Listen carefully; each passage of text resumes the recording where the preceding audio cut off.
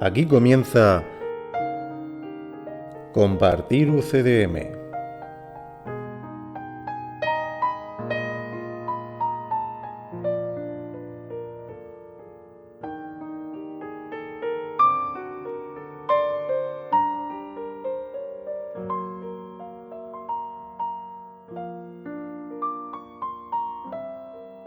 Bienvenidos a Compartir UCDM Podcast,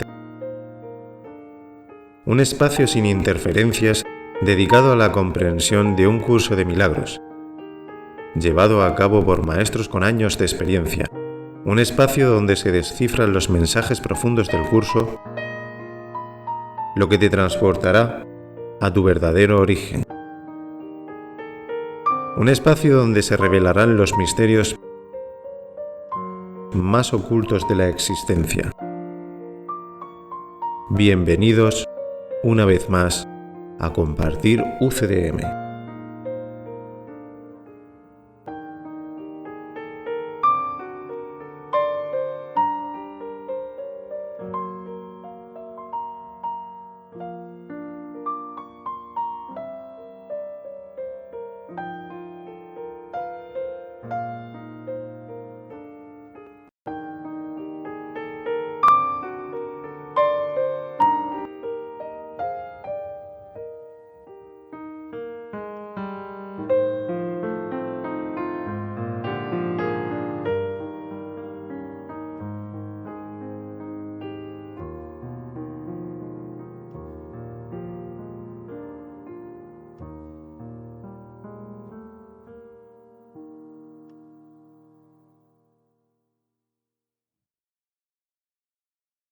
Hola, ¿qué tal? Bueno, estamos retransmitiendo desde el campo, por eso se oye unas chicharras de fondo, un ruidito, pero bueno, espero que no moleste mucho.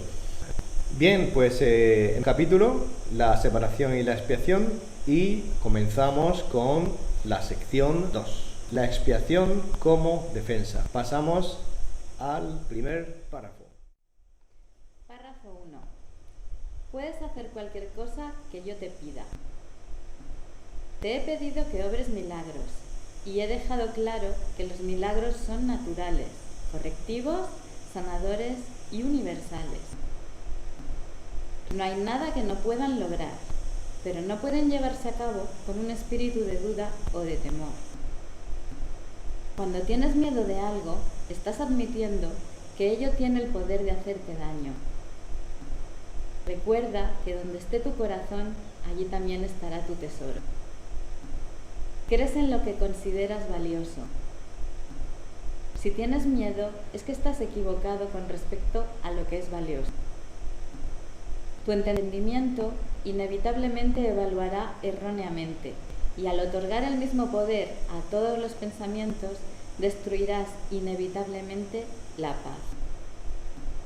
Por eso, es por lo que la Biblia habla de la paz de Dios que supera todo razonar. No hay error que pueda alterar esa paz en lo más mínimo.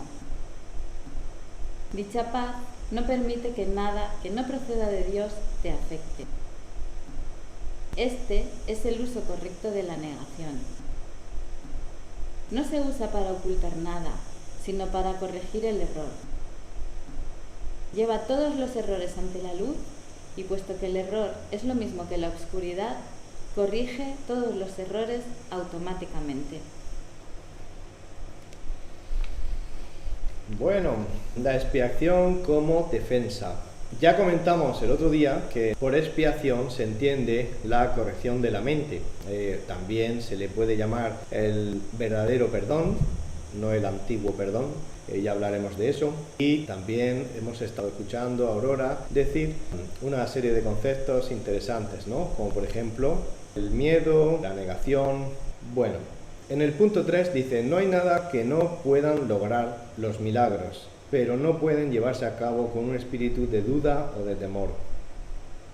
Ya el otro día pasamos por encima de esta idea, pero creo que es necesario detenerse un poquito.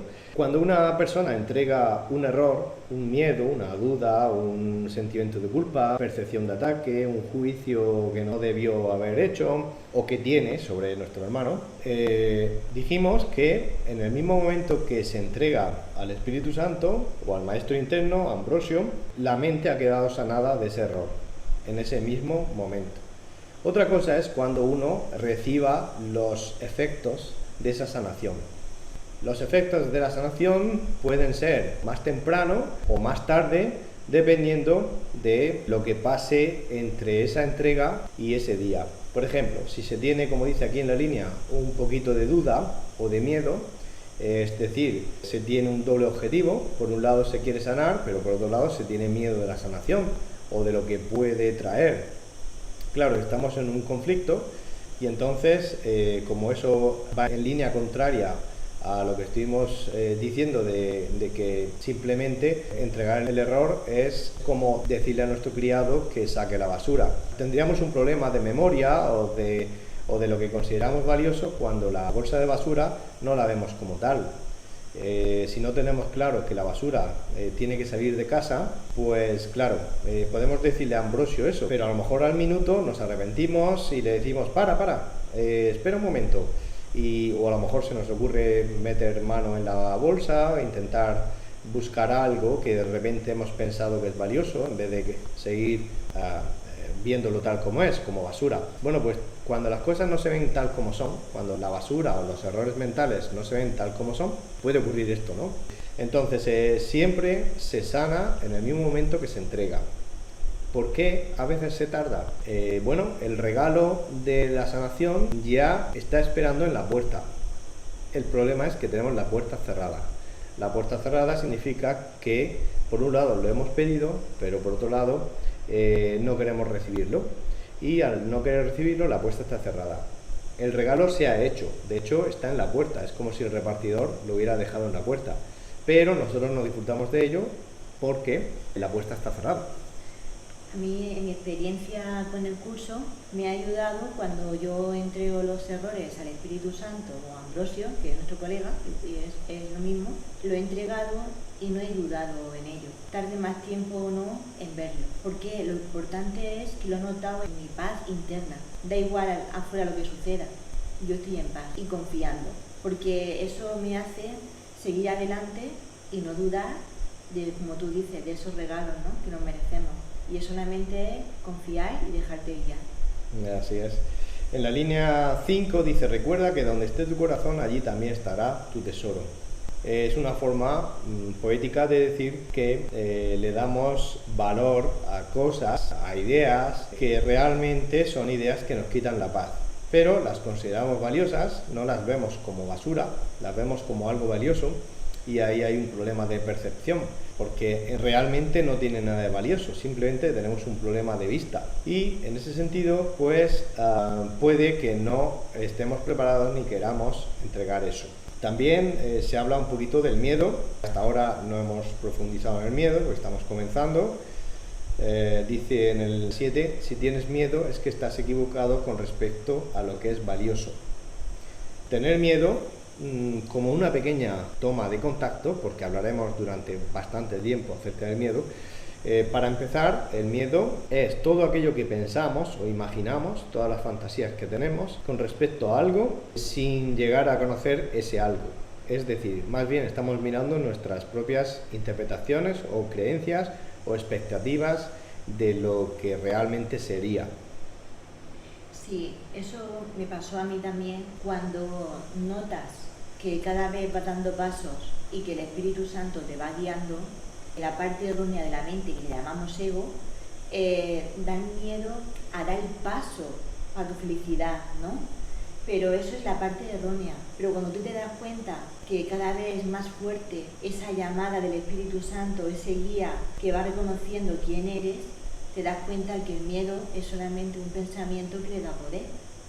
Pero te vas dando cuenta poco a poco cuando tú te vas apartando y no quieres disponer tú las cosas, sino te dejas guiar por el que sabe, que es el Espíritu Santo. Sí, creo que María José ha dado en mi clavo en una cosa que es la confianza. es confiar, es lo que nos cuesta tanto en decir hay un poder superior a mí, que soy yo mismo, pero no lo reconozco aún, que nos guía por el camino correcto. Entonces, muchas veces nos equivocamos, lo entregamos y no tenemos confianza o, lo que es lo mismo, dudamos.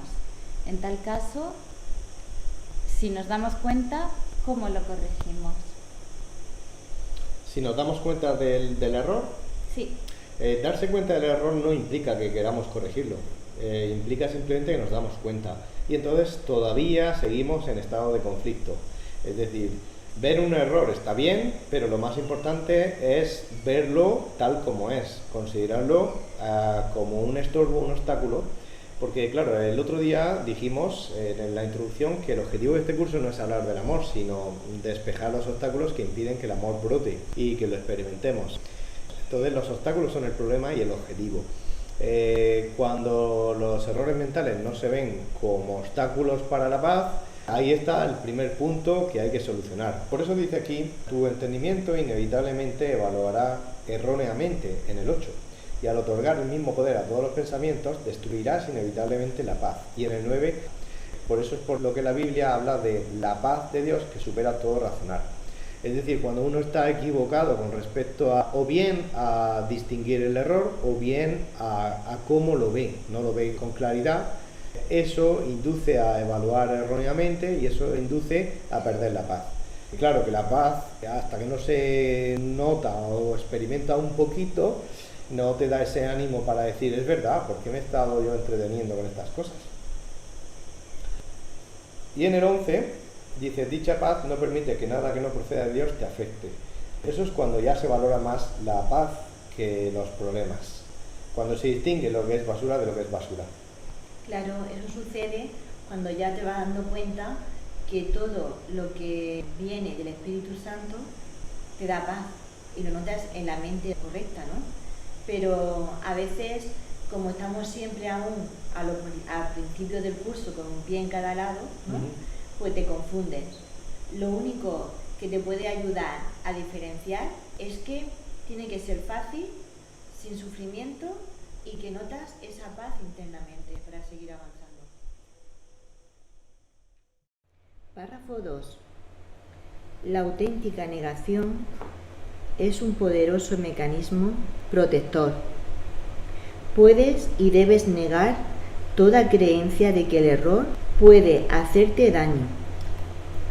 Esta clase de negación no oculta, sino que corrige. Tu mente recta depende de ella. Negar el error es una sólida defensa en favor de la verdad. Pero negar la verdad da lugar a creaciones falsas. Las proyecciones del ego, la negación del error puesta al servicio de la mente recta. Libera la mente y restablece la libertad de la voluntad. Cuando la voluntad es realmente libre, no puede crear falsamente porque solo reconoce la verdad. Es que cuando te das cuenta de que nos adelantamos con pensamientos erróneos antes de que nos peguen, es una forma de hablar. Por ejemplo, antes de un examen, ¿no? Madre mía, voy a suspender, no sé cómo va a salir, no valgo para esto. Hacemos pensamientos y creencias de nosotros mismos sin saber nada. Entonces eso es la mente errónea.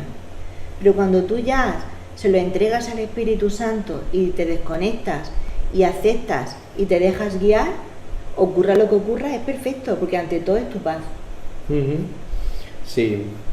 Aquí creo que una de las líneas más importantes es la 2, cuando dice, puedes y debes negar toda creencia de que el error puede hacerte daño.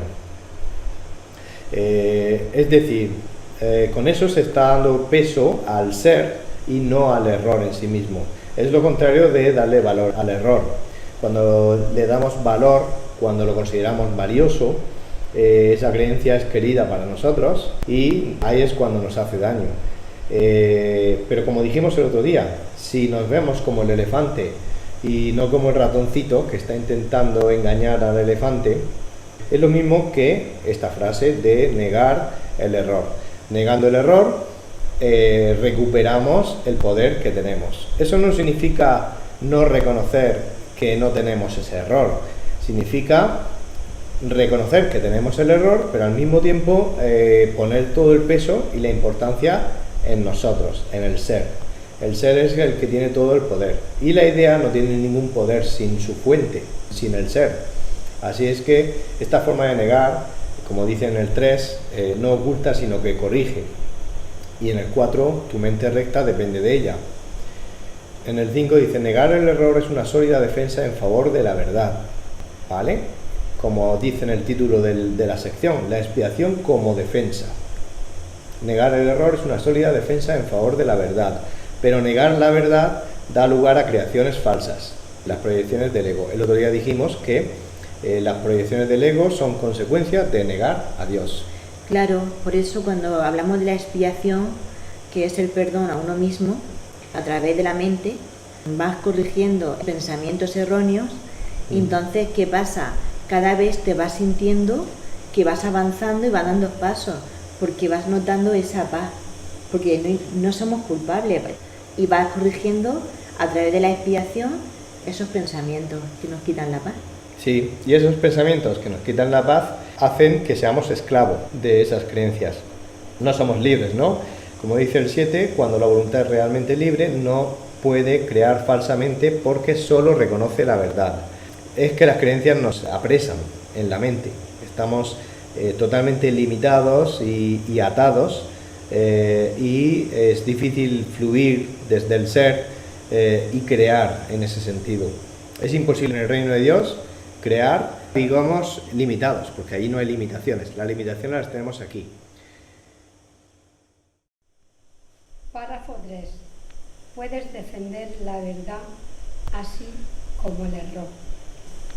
Los medios son más fáciles de entender después de que se ha establecido firmemente el valor del objetivo. Pero lo que hay que tener en cuenta es cuál es su propósito. Todo el mundo defiende su tesoro y lo hace automáticamente. Las preguntas esenciales son, pues, ¿qué es realmente importante para ti? ¿Y cuán importante lo es? Una vez que hayas aprendido a tener en cuenta estas preguntas y a tenerlas presentes en todas tus acciones, tendrás muy poca dificultad en clarificar los medios. Los medios están a tu disposición siempre que los pidas.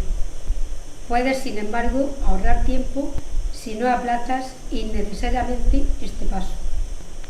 Un enfoque correcto lo aportará enormemente.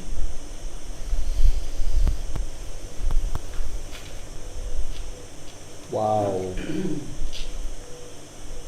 Las preguntas esenciales son qué es realmente importante para ti y cuán importante lo es. Es decir, qué es valioso para ti y hasta qué punto, ¿no? Le da mucha importancia a la palabra valioso, ¿no? O qué tiene valor para ti, porque esta es la raíz de las creencias, ¿no? De todos los errores mentales, todos los obstáculos que impiden la paz, el amor, la alegría,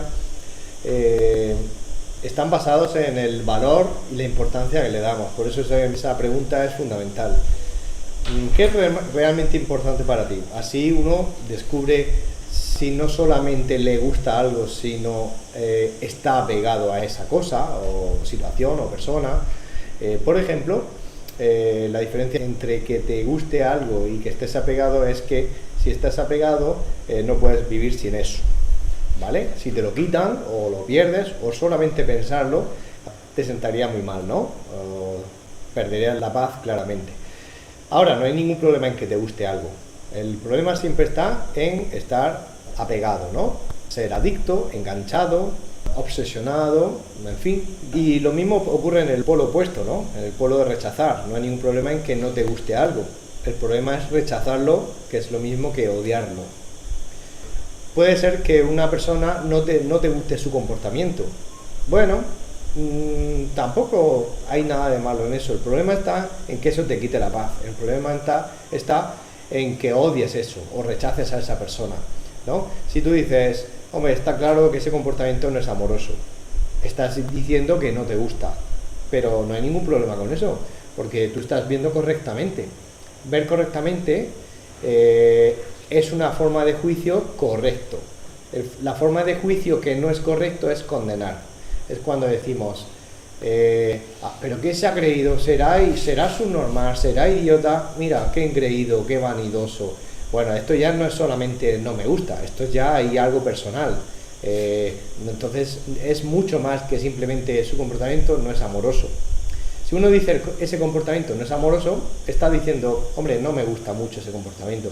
Es correcto, está bien, porque si uno tiene claro lo que es el amor, todo lo que no sea el amor, es lógico que no le guste.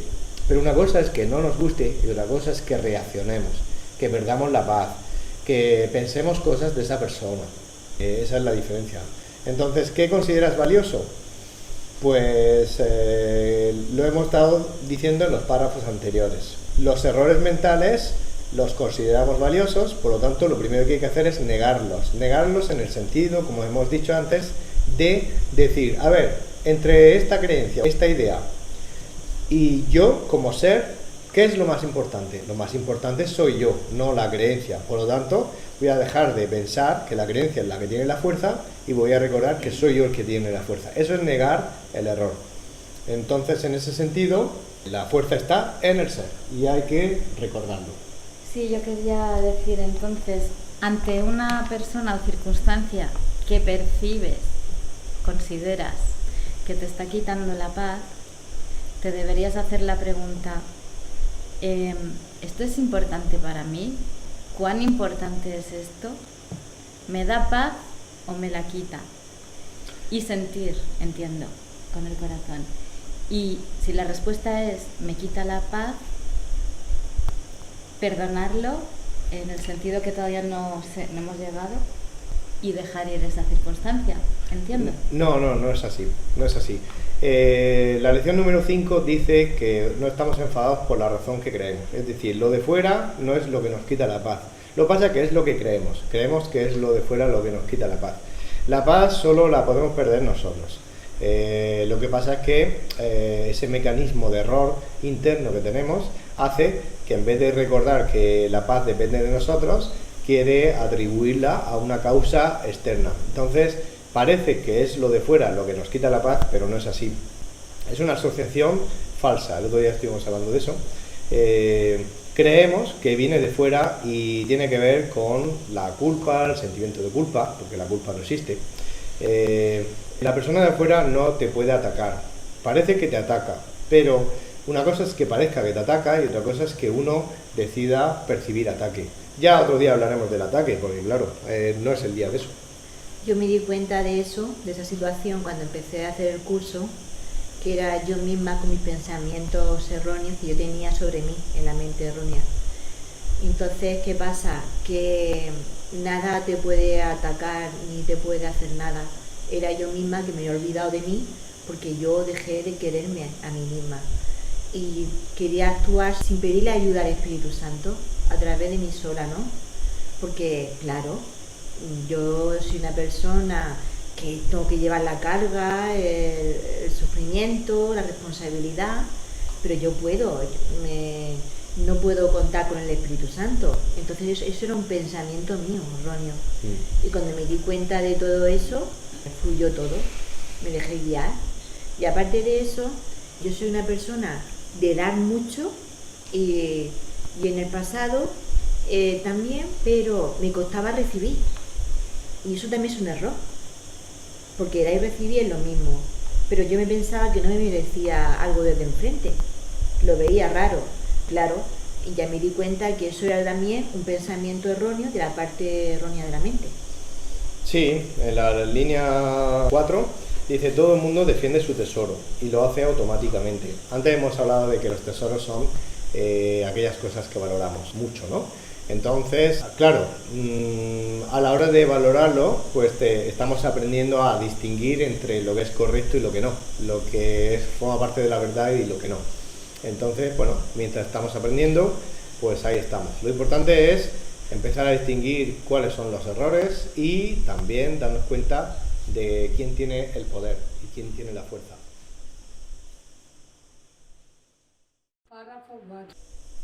La expiación es la única defensa que no puede usarse destructivamente, porque no es un recurso que tú mismo hayas inventado. El principio de la expiación estaba en vigor mucho antes de que ésta comenzara. El principio era el amor y la expiación fue un acto de amor. Antes de la separación los actos eran innecesarios, porque no existía la creencia en el tiempo, ni en el espacio. Fue solo después de la separación cuando se planearon la expiación y las condiciones necesarias para su cumplimiento. Se necesitó entonces una defensa tan espléndida que fuese imposible usarla indebidamente, aunque fuese posible rechazarla. Su rechazo, no obstante, no podía convertirla en un arma de ataque, que es la característica intrínseca de otra defensa.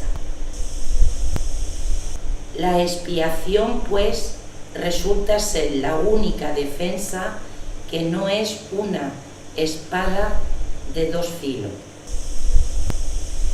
Tan solo puede sanar. La expiación como defensa, ¿no?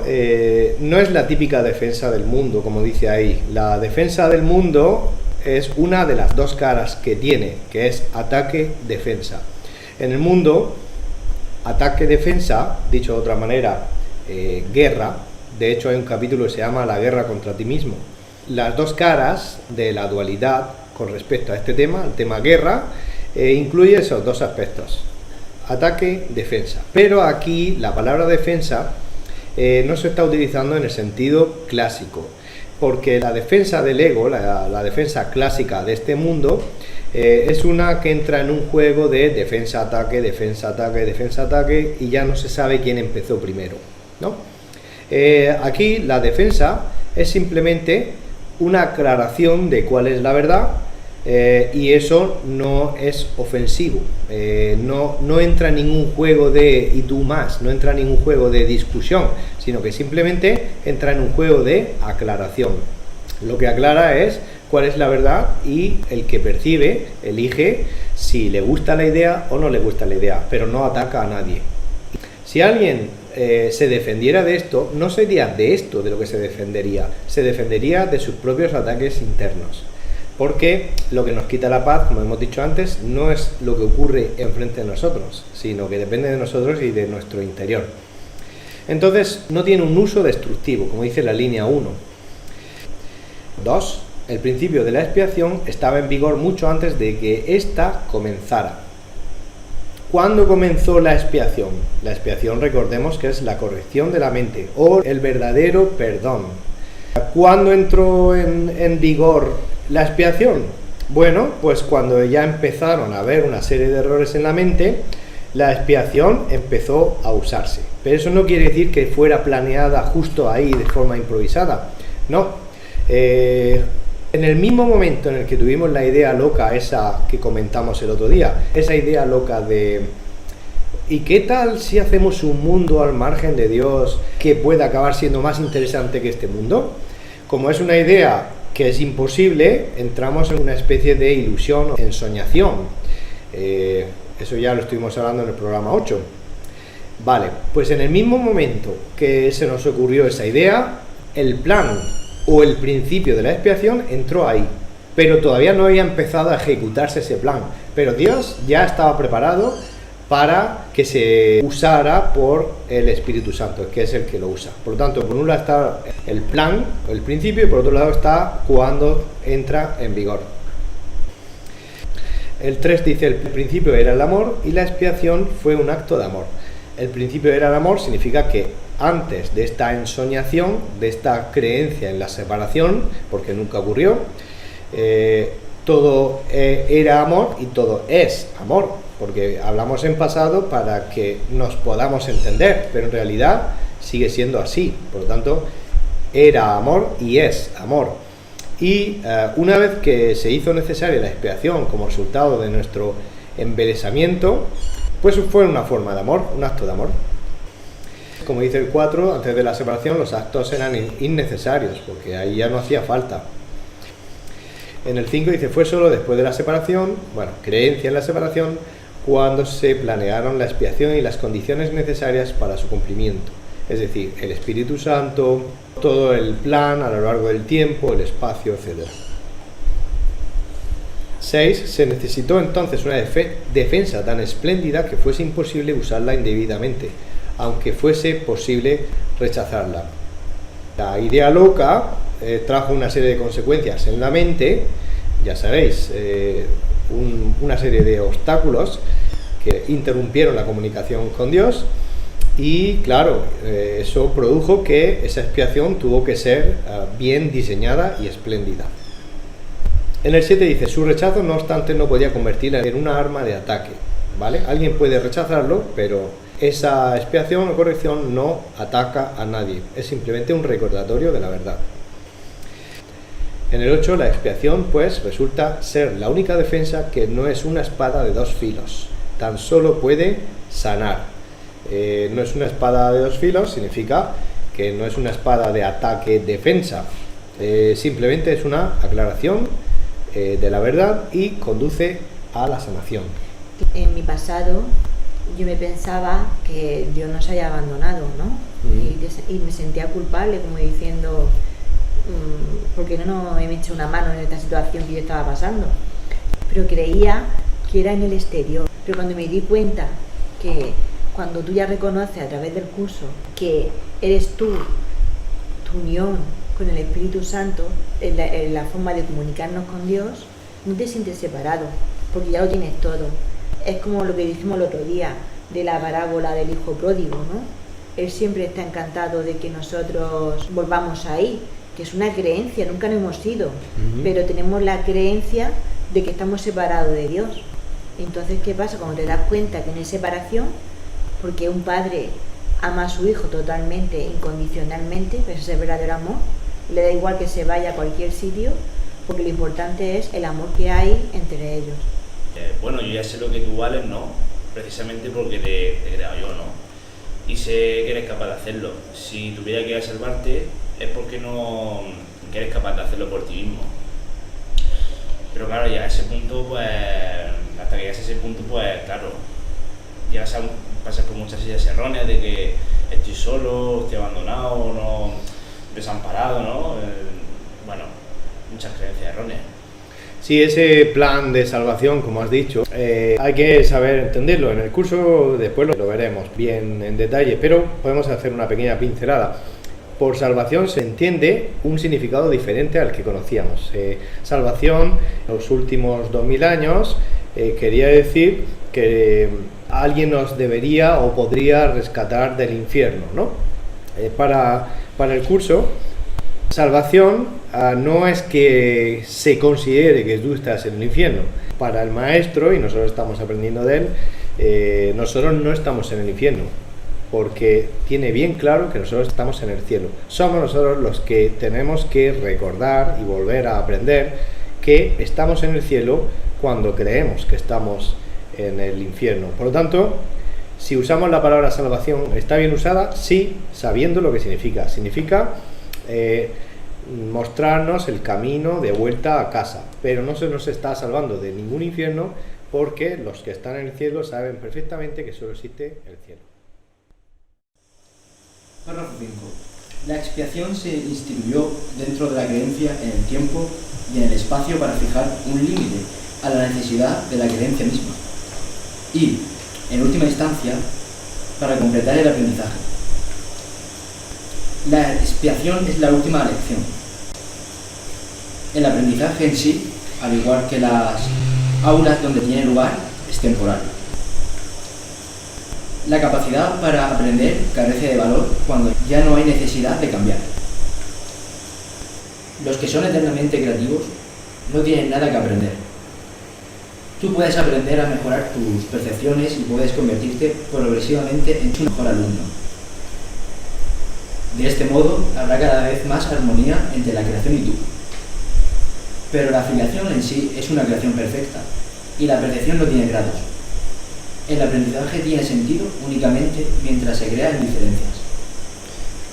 Eso ocurre cuando no te sientes separado de tus hermanos, porque recuerdas que todos somos uno en la mente correcta de Dios, ¿no? Y entonces, ¿qué pasa? No ves separación, por eso somos la afiliación, somos uno, unidad. Da igual que el de enfrente aparentemente en la forma lleve su ritmo diferente, pero estamos todos en el autobús montados.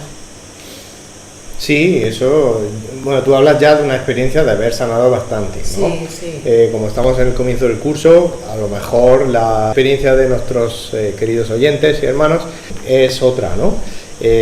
Claro, el objetivo no es ser consciente de casa, el objetivo es que los obstáculos que hayan estemos de acuerdo en que se sanen, ¿no? Bueno, aquí se ha hablado mucho de enseñar, aprender, ¿vale? Como una especie de ayuda a la necesidad de la creencia misma, ¿no? La creencia en que hay que sanar, porque también al principio es una creencia, es decir, cuando se nos dice, oye, que te conviene la expiación, que te conviene sanar la mente, que te conviene que perdones el pasado, tus creencias, etcétera, nosotros lo recibimos como una nueva creencia, porque no sabemos si es verdad o no. Simplemente le ponemos fe y a eso se le llama creencia. Por eso en la línea 1 dice, la expiación se instituyó dentro de la creencia en el tiempo para fijar un límite a la necesidad de la creencia misma. Es decir, la creencia misma no es suficiente. Hace falta, además, una experiencia de aprendizaje. Por ejemplo, estar dispuesto a estar dispuesto. Bueno, eso es la disposición. Sí. Esa es la actitud. Sí. La actitud es... bueno, ahora mismo no estoy dispuesto, pero reconozco que puede ser que en el futuro sí lo esté. Por lo tanto, pido estar dispuesto a estar dispuesto en el futuro. Es que, por ejemplo, a mí en mi vida, cuando yo empecé con el curso, me di cuenta que iba dando pasos y cada vez notaba más paz en la mente y en mi interior. Entonces me di cuenta que yo ya para atrás no quería mirar, porque yo quería cogerme a la verdad, y fue a través del perdón hacia mí misma. Vale, pero antes de eso, que es de lo que está hablando el párrafo, habla del aprendizaje. Sí, claro. Es decir, tenemos que desarrollar un hábito de aprender, porque no es que aquello que tenemos que aprender sea algo nuevo para nosotros, en realidad no. Lo nuevo es lo que hemos adquirido, claro. Por eso se oye en el mundo lo de desaprender. Sí. En realidad, cuando dice aquí aprender, en realidad es desaprender. Lo que pasa es que, claro, a alguien no puedes decirle, tienes que desaprender. La otra persona dirá, pero ¿de qué me estás hablando? Claro, como creemos que nuestra colección de creencias falsas es la verdad, parece que tenemos que aprender a recordar cuál es la verdadera realidad, ¿no? Cuál es nuestra esencia.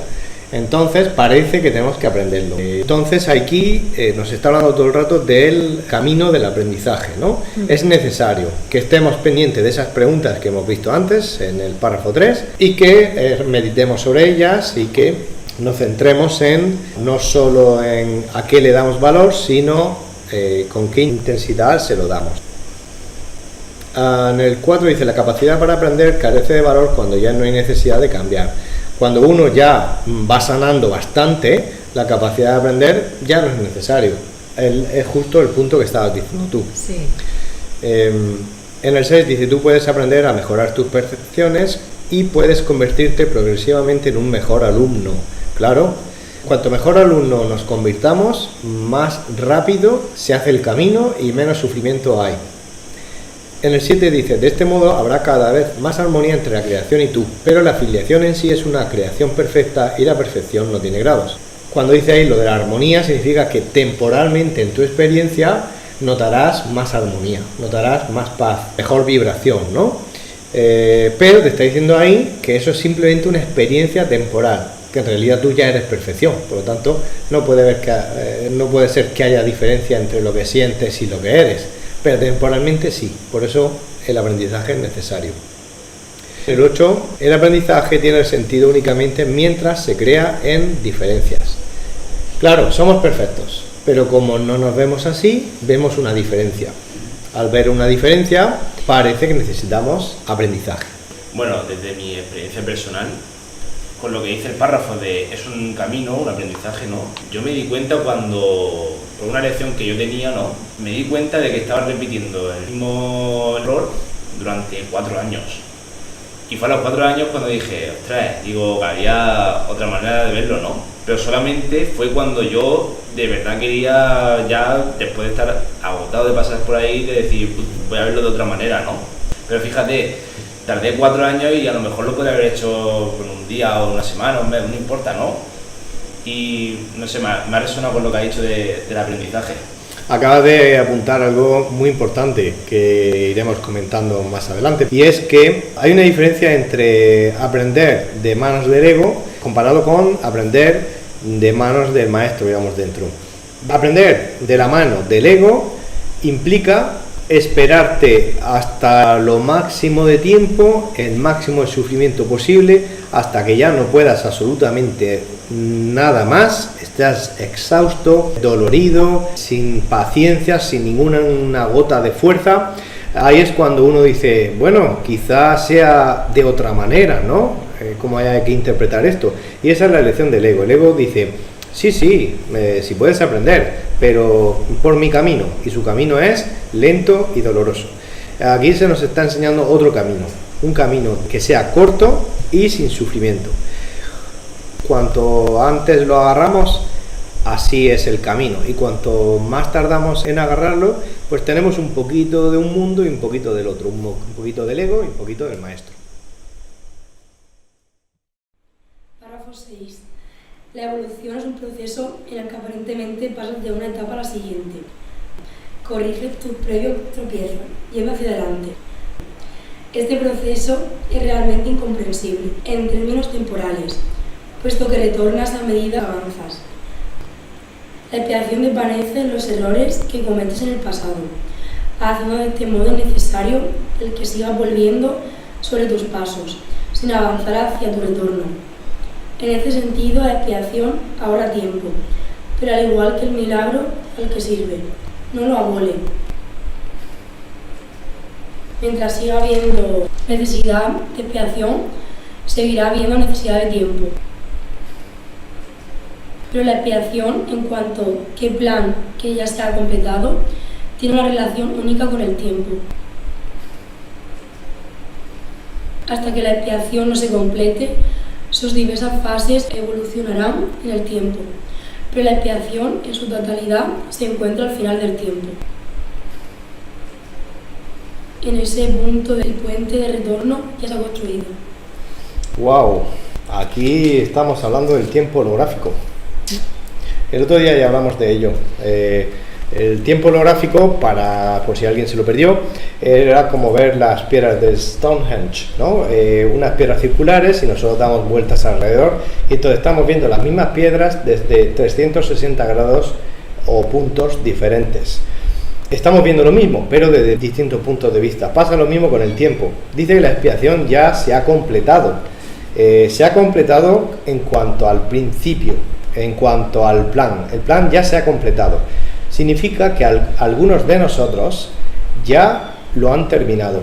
Recordáis que el otro día decía que la necesidad de que algunos individuos se adelanten y muestren el camino a los que vienen detrás es solo temporal. Llegará un día donde ya las masas lo harán, pero mientras no llega ese día parece que son unos poquitos los que van despertando antes que otros, ¿no? Entonces esos que han despertado ya han completado el proceso de expiación, por lo tanto si lo han completado está completado. Lo que pasa es que en el tiempo es como si fuera una especie de carrera, que esto no es una carrera, evidentemente, cada uno va al ritmo que quiere ir y no es una competición. Pero lo podríamos ver como una carrera, sin competición. Digamos una carrera deportiva. Bien, en la carrera, pues, de forma deportiva, nadie está compitiendo, pero unos van por delante, otros van por el medio, otros por el final. La carrera en sí es el tiempo, pero lo que parece, unos van por delante, otros por detrás, y los que llegan al final lo pueden ver todo desde otro punto de vista. Pero los que van por el medio, parece que su experiencia es que van por ahí. Por ejemplo, nosotros tenemos la experiencia de estar en 2022, ahora mismo. Igual esto se está escuchando 1000 años después y será 3022. Bueno, se corrigen los previos tropiezos yendo hacia adelante, ¿no? Línea 2. Significa, y en el 4 y 5, sobre todo 5, dice: la expiación desvanece los errores que cometiste en el pasado.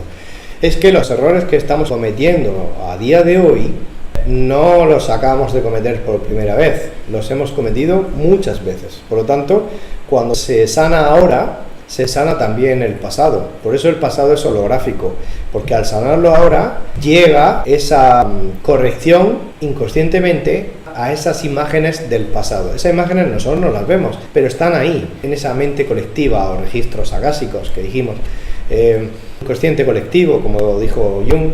Pues ahí está todo, ¿no? Pasado, presente y futuro, y lo que pertenece aparentemente a un individuo queda sanado, tanto presente, pasado y futuro, cuando en el presente, solo en el presente se sana.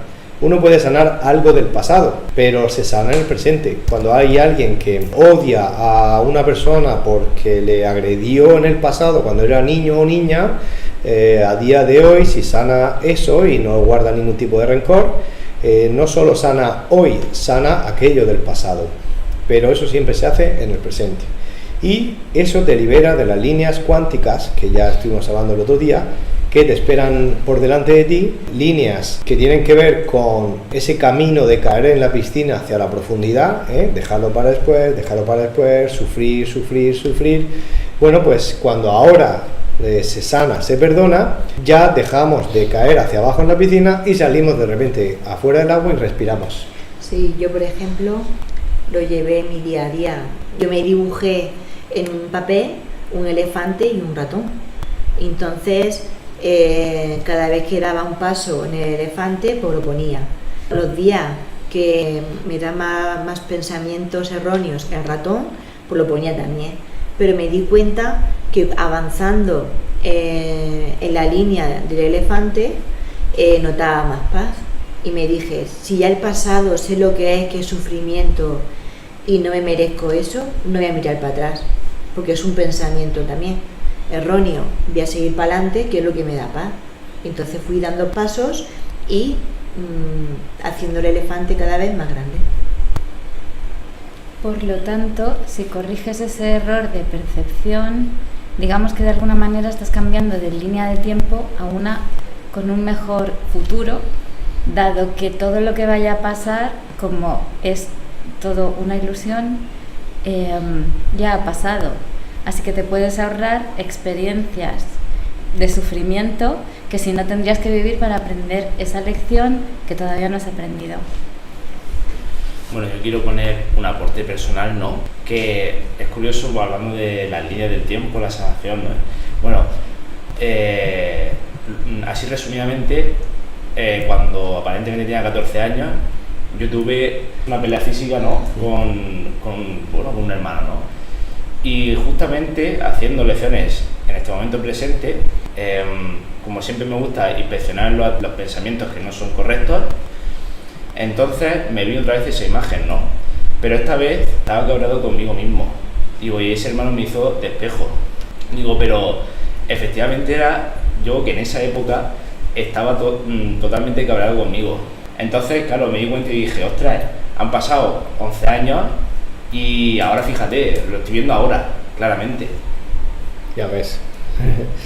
La verdad que sí, es verdad que hay un montón de líneas de tiempo futuras que ya no tenemos por qué recorrer debido al cambio que ha habido. Cuando nosotros hemos entregado al Espíritu Santo el error y realmente queremos ser sanados, no somos para nada conscientes de todas las líneas futuras que nos estaban esperando. Es como que en vez de ir hacia abajo de la piscina, vamos hacia arriba, y eso es un cambio total, porque no tiene nada que ver. Ir hacia arriba es un paseo, ir hacia abajo es un infierno. Y ya, como le comentaron a Gary, ¿no?, Arten y Pursa, en la desaparición del universo, le dijeron que gracias a un acto de perdón que había hecho Gary, le contaron la línea que le tocaba vivir, y era que iba a tener un accidente de tráfico.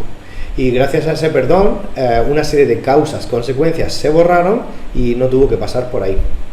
Esa línea estaba pendiente como una posible línea por la que él tenía que pasar. Es un guión que está escrito para nosotros, pero ese guión puede ser cambiado si nosotros aceptamos que se sane. Si aceptamos que se sanen los obstáculos, ese guión de sufrimiento que nos esperaba, pues se borra, porque el Espíritu Santo se encarga de borrar todo eso y no nos enteramos de nada. Si supiéramos todo lo que nos quita. Ahora, eso sí, no solo al Espíritu Santo se lo podemos agradecer, sino a nosotros mismos. Párrafo 7. La expiación es un compromiso total. Puede que aún asocies esto con perder. Equivocación esta que todos los hijos de Dios separados cometen de una u otra forma.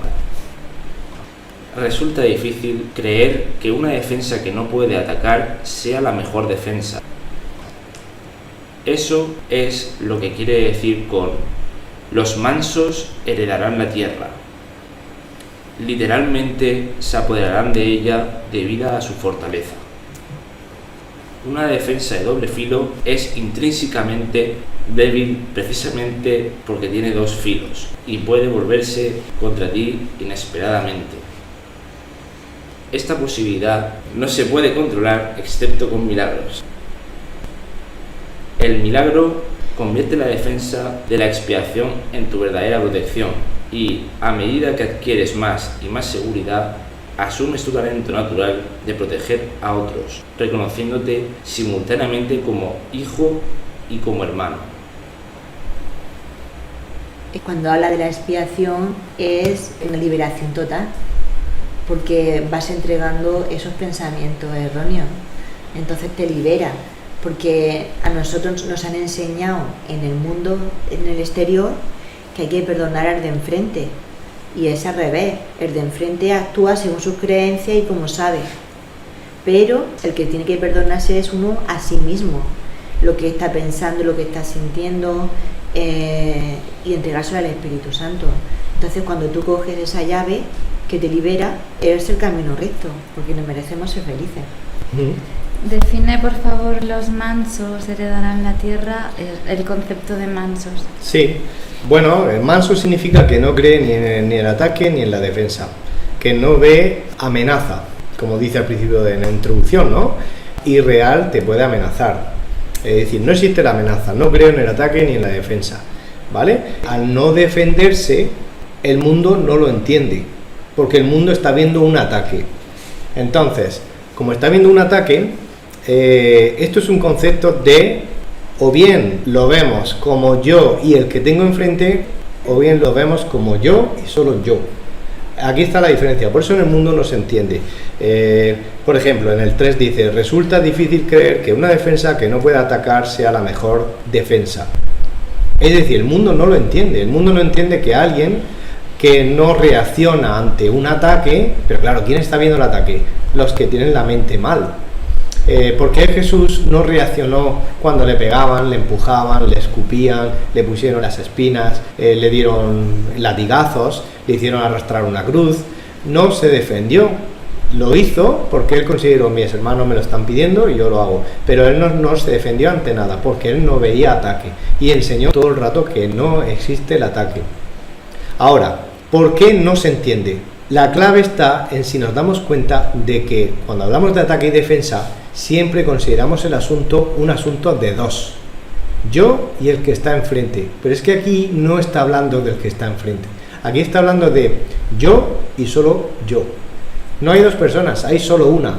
Por lo tanto, si yo considero que el de enfrente está haciendo un papel, pero es el Santo Hijo de Dios y lo máximo que puede estar pasando es que esté muy confundido, pero yo me niego a ver ataque, entonces dejo de ver a una segunda persona delante de mí y solo veo a una sola persona. Si solo hay una persona, no está habiendo ataque. Si no hay ataque, no hay razón de defensa. Por lo tanto, solo para los que en el mundo creen que el ataque y la defensa tiene que ver con dos contrincantes o más, mientras sea así, habrá una confusión grandísima, porque no se entiende que es un asunto de yo conmigo mismo. Entonces el de enfrente nunca me está atacando, nunca me ataca, ni nunca me atacará, ni nunca me atacó. Esto es una declaración que al principio tenemos que decir, bueno, pues mira, confío en que sea verdad, porque yo ahora mismo esto no lo veo claro. Eso es lo mejor que puede hacer, reconocer, estar dispuesto a estar dispuesto algún día, porque ahora reconoce que no lo ve así, que el ataque cree que es real, ¿vale? Y ahora mismo solamente es como, mira, pues me estás pidiendo que confíe en que esto es verdad, que el ataque no existe. Bueno, habrá que empezar por ahí, pero más adelante un día llegará en el que uno dirá, es verdad, si la paz está dentro de mí, solo está en mi mano el que algo la amenace o no. Entonces, un ataque de alguien fuera, externo a mí, puede amenazar mi paz. ¿Depende de mí o no? Sí, depende de mí. Por lo tanto, no hay ataque del exterior que amenace mi paz, porque eso depende de mi voluntad. Y así es como yo recuerdo que soy el Santo Hijo de Dios. Claro, eso sucede porque tenemos una visión errónea del exterior. Entonces, como hemos dicho muchas veces, siempre hay dos niveles, interior y exterior. Y a mí, por ejemplo, en el exterior, a mí me pasaba que veía en otras personas que me daban mucho miedo y respeto, no ataque, pero veía eso. Y me di cuenta que era yo misma, que yo le estaba dando poder a ese pensamiento cuando empecé a hacer el curso. Sí, la paz es un atributo del ser, ¿no? O sea, para mí es una frase pues, muy poderosa, porque para mí por lo menos me da a entender que la paz solamente puede ser elegida por mí mismo. Es decir, nada más puede quitármela. O la elijo yo o la elijo yo. Y por eso me gustó tanto, o sea, a mí por lo menos me transmite eso. Claro, te hace poderoso. Te hace que te des cuenta de que todo depende de tu mano.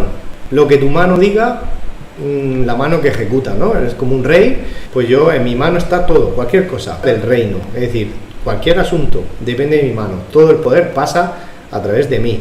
El poder de Dios, que nos lo dio, y el grandísimo poder de la mente, lo perdemos en el momento que le concedemos a algo externo o a una persona la posibilidad de que tenga fuerza sobre mí y yo sea débil ahora. Yo no soy débil, salvo que yo decida, bueno, venga, voy a jugar a eso de ser débil durante un rato. A mí muchas personas me han preguntado si alguien le puede hacer algo, ¿no? En su día a día, algo, por ejemplo, o le han echado un gafe, o mal de ojo, una racha mala, ¿no? Y yo le recuerdo la verdad, digo yo, es un pensamiento que tú le has dado poder, el de enfrente no te puede hacer nada, solamente eres tú que le has dado poder a ese pensamiento que tú tienes de ti misma. Y en la última línea dice en el 8, el milagro convierte la defensa de la expiación en tu verdadera protección y a medida que adquieras más y más seguridad, asumes tu talento natural de proteger a otros. Vale, proteger a otros. ¿Cuál es la mejor manera de proteger a otros? Recordar que son los perfectos hijos de Dios, que están totalmente en paz en el cielo. Esa es la mejor manera de protegerlo. Si vemos débil al de enfrente, no lo protegemos, lo perjudicamos. ¿Proteger de qué? Si no hay nada que proteger, si todo es perfecto. Claro. No entiendo ese concepto. No se entiende en el mundo de Dios y tienes razón en eso. Proteger, en el reino de Dios estamos todos protegidos, porque al no haber amenaza, todo es protección.